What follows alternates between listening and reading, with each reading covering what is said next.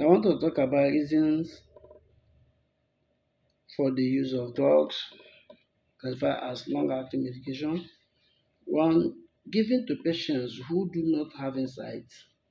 Remember, long-acting medication can be given to patients who do not have insight because this patient cannot take drugs. This patient does not believe that he have mental illness. So you give this to a patient that does not tolerate drugs. So basically, because they don't have insight, they cannot take drugs or they cannot come to hospital. So anytime you happen to give it to them, you give it to them because it is being absorbed like oil in the in the adipose tissue. Then it can also be given to patients who cannot comply with oral medication, just as I said, because if you don't have insight, you hardly comply with oral medication. It can also be given to patients who are bothered about side effects of medication. So, because the patient is talking about side effects of medication, you can also give it to that particular patient. You can also be given to patients who are being disturbed with so many drugs given at the same time, like cocktails. So, you can give these drugs to them. Can also be given on trial leave.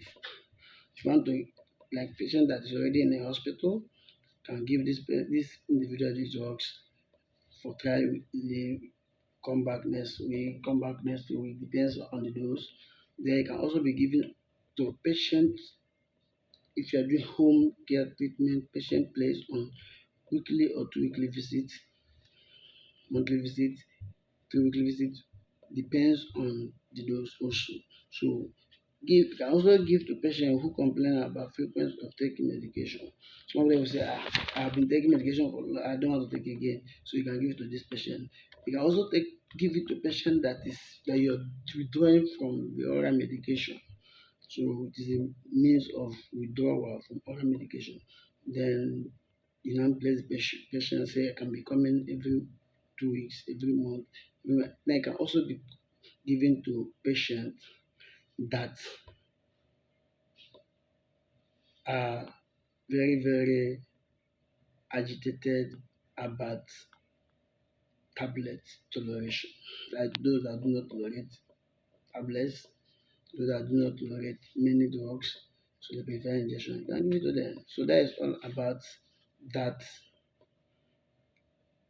aspect of drug called the long-acting medication. Remember, I said the long-acting medication is called the times where the Wokike, which is financing, they can net fall about even the Depizu, even Flanzo, they fall into that. So I said let me make it as a special video. So I want to go into the atypical neurotransmitter, atypical antipsychotic or atypical neuroleptics. The atypical neuroleptics, as I have earlier said, they are called the classification of drug because of the friends problems that is being seen where given the typical, which is the first generation. The typical neuroleptic can also be called known as second generation. It can also be called the modern drugs used in the treatment of mental illness. So remember that they are the atypical drugs, the quantity is less, side effect profile. So it have a less side effects in terms of its profile. The compliance rate is good. It is more expensive than because the old generation drugs is less expensive. I remember this is new generation. So we are talking about giving before you prescribe this drug, look about the individual's background, financial background, because it's expensive. Remember, unlike with the other atypical antipsychotic. And remember that these drugs can also be, more of have some of them that can still have some minute manifestation that look like that of atypical, that of first generation antipsychotic, like the risperidone aspect of it have some phenotypic component in it.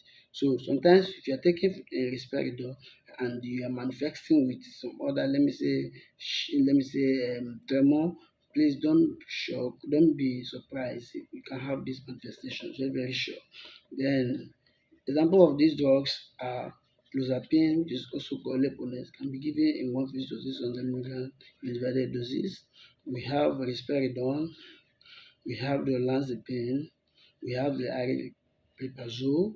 So many of these drugs, they are drugs that is used in the treatment of schizophrenia, unresponsive to neuroleptic drugs, like one that is not responsive to the other drugs can give to this.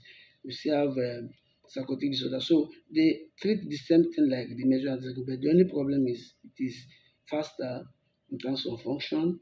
It does not pose more side effects. Then it is less in terms of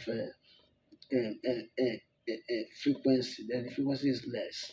The frequency intake is less, so you can give the individual once daily. The individual will not be okay. Depends on the milligram of the dose. So let me not go far. Let me talk about generally they have the same contraindication, the same side effect, the same doses differs actually depends on when you're giving. But let me go straight to what we call the difference between typical and atypical antipsychotic. Typical antipsychotic, they are one, their frequency of taking medication is more. There is less frequency of taking medication in atypical. In typical, we have quantity of medication is more. Here, the quantity is less in the atypical. In the typical aspect, it does not take care of the negative symptoms of schizophrenia, where the atypical takes symptoms of the negative symptoms, take care of the negative symptoms of schizophrenia. Remember, I say it touches both the serotonergic pathway and the noradrenergic pathway and that of the dopaminergic pathway. So it is less expensive. That is the typical, where the atypical is much expensive. Then the atypical can also be referred as old generational, where the atypical is referred as a new generational antipsychotic. So the next topic we are going to talk about is the adverse effects of antipsychotic, which will be discussed later. Thank you. I remain your resource person on Wokike. Make sure you subscribe. Subscribe, follow more of my video, and God will bless you. Thanks.